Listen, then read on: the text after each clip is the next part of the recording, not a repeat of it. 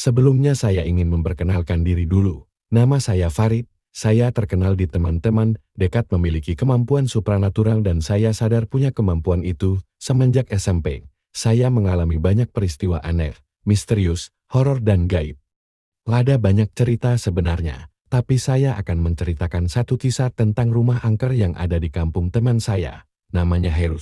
Waktu itu sekitar tahun 2006 umur saya sekitar 21 tahun. Saya lagi nongkrong di warung depan rumah Heru, sambil sesekali menegak kopi hangat di waktu itu baru selesai hujan. Saya dihampiri oleh dua orang sahabat saya Heru dan Jayang, kelihatan mereka mengajak seorang teman lagi sambil memperkenalkan diri. Dia bernama Anto dan dia seorang mahasiswa yang baru ngekos di belakang rumah Jaya. Sambil memperkenal Anto, Jaya dan Heru memberitahu maksudnya Anto menemui saya, ternyata mereka lagi ngobrol soal hantu dan kebetulan menurut mereka saya adalah pakar di bidang itu. Kebetulan hari itu malam Jumat, Anto ingin sekali melihat bagaimana wujud hantu atau jin itu. Saya langsung menolak. Saya bilang aku nggak mau, aku nggak mau. Kalau mau cari begituan coba aja cari di kuburan sendiri.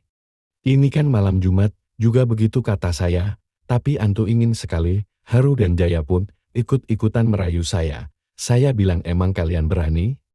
Mereka menjawab berani tentu harus. Langsung menolak. Saya bilang aku nggak mau, aku nggak mau.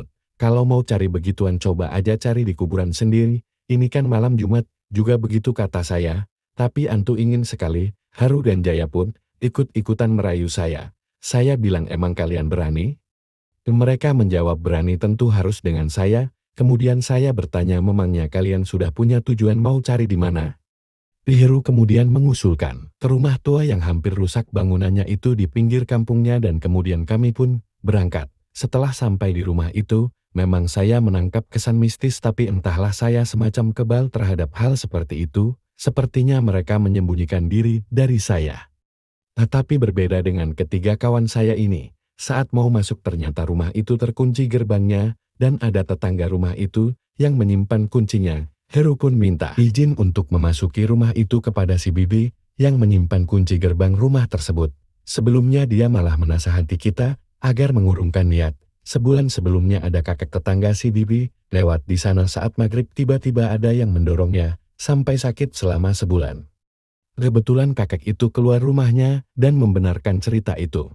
Tapi tiga anak itu tak mengurungkan niatnya sama sekali. Kami pun memasuki rumah itu, saya langsung mengajak. Mereka langsung ke halaman belakang, karena merasa mereka akan muncul di sana, benar saja kami melewati sebuah lorong untuk ke halaman belakang. Saya sampai lebih dulu kemudian disusul Heru kemudian Jaya dan si Antu yang ingin melihat hantu malah masih ketakutan sambil memegang pintu gerbang tidak berani masuk. Tapi saat Jaya baru setengah perjalanan, tiba-tiba dia lari kencang keluar rumah itu, melihat Jaya lari. Heru pun balik badal, dan lari juga tapi sampai beberapa meter langkahnya terhenti dan kemudian dia berkata, "Rek ada yang hadang saya nih, tolong." Dengan tenang saya langsung pegang Heru, dan saya melihat Heru sebenarnya sudah setengah kerasukan. Kalau kalian tiba-tiba melihat penampakan, dan merasa pusing bisa dipastikan, kalau kalian sudah setengah kerasukan, di saat itu dia langsung menjadikan Heru sebagai mediasi. Saya bertanya apa saja yang dia lihat. Dia melihat seorang wanita memakai kebaya putih, dengan bawahan kain mukanya pucat, sedang melotot padanya. Ada raksasa tinggi besar mukanya seram, kepala bertanduk, dan bertaring seakan sedang marah pada kami dan banyak lagi yang ada di dalam rumah itu, cuma saya tidak gegabah untuk menyerang mereka. Karena niatnya kan hanya untuk melihat. Saya pun mengajak Haru kembali keluar rumah itu. Saya bilang jangan lari nanti kamu diserang. Dia pun jalan di sebelah saya sambil sesekali melihat ke dalam rumah itu, lewat jendela yang rata-rata sudah jebol. Sampai di gerbang, saya menyuruh Heru mengunci kembali gerbang itu, sambil gemetaran tangannya menguncinya, tapi macet. Ternyata wanita berbaju kebaya itu sedang ada di hadapan Heru. Saya pun terpaksa melompat pagar dan menguncinya dari dalam. Saya rada kesal dengan si Anto, dia punya niatan malah nggak ikut. Saya sumpahi nggak bakal tidur tenang malam itu. Malam itu pun berlanjut. Kita ngobrol, dan Heru masih kelihatan ketakutan cuma gelagatnya sudah tidak beres. Positif dia sudah kerasukan saat itu, saya kembali mengajaknya ke warung kopi depan rumahnya. Setiba di warung kopi tiba-tiba si Heru berbicara pada Kurit, dia ngikuti kita tuh saya dipanggil. Dia di pojok gang itu, dia marah sama kita, dan dia bilang lagi ayo kita minta maaf, kita harus ke sana lagi, ke rumah itu. Kita sudah salah ganggu mereka terus saya menimpali Heruru kita ini. Manusia derajatnya lebih tinggi lagian Kak, tidak ngapa-ngapain di sana. Saya sih ogah minta maaf sama setan.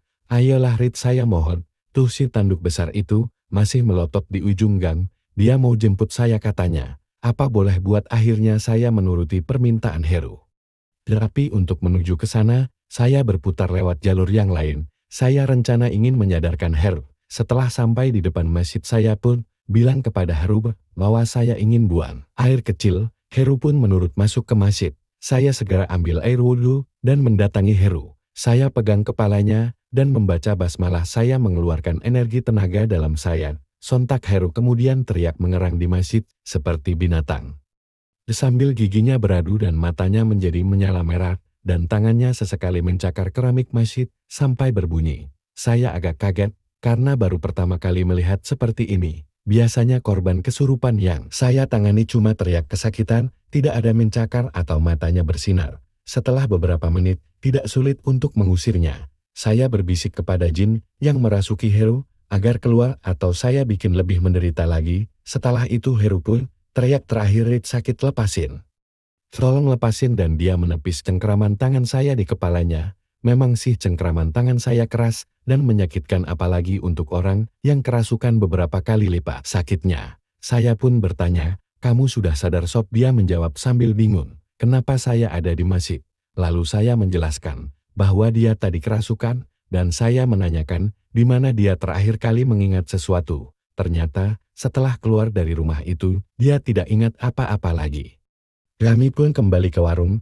Jaya dan Anto menyusul kami mengira kami kembali ke rumah itu, dan mereka menyusul ke sana. Sambil menemuiku si Jaya pun mengeluh pusing kepada saya. Saya lihat dia juga sempat melihat sesuatu. Saya pegang kepalanya, dan kemudian mengalirkan sedikit energi dia sudah kembali lagi. Saya pun memberi wejangan kepada Anto. Lain kali kalau tidak siap dengan hal seperti itu lebih baik jangan dicari. Begitu juga teman-teman pendengar kisah-kisah horor. Kalau belum siap lebih baik dijauhi dan banyak berdoa kepada Tuhan Yang Maha Esa. Terima kasih sudah mendengarkan. Tunggu cerita selanjutnya dari saya.